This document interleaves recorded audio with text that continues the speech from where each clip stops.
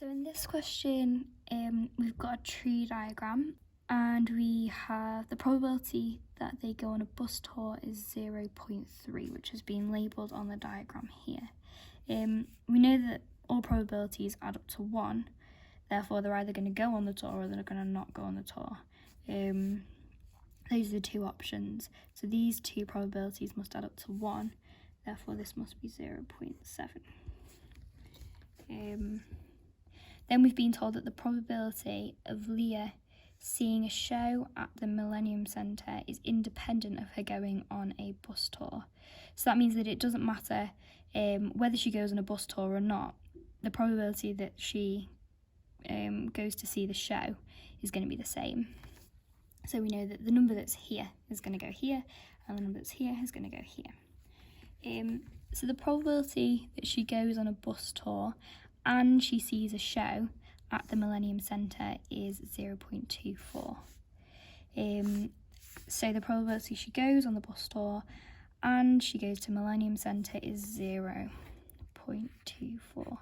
So she does this and she does this is 0.24, which means that 0.3 multiplied by something, I'm going to call it y, is 0.24.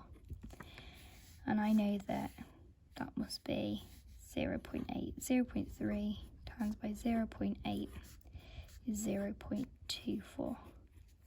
Our AND rule is multiplying, so this multiplied by this gives the probability of doing both of them. So this one must be 0.8. So the probability she doesn't go and see the show is 0.2. And because it's independent, that means it's going to be the same for the bottom tree as well. So I've got 0.8 and 0.2.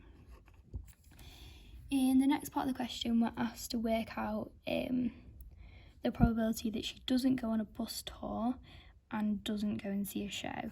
So not going on a bus tour is this branch here, and not going to see a show is this one here. So we'll be multiplying 0.7 by 0.2, which gives 0.14.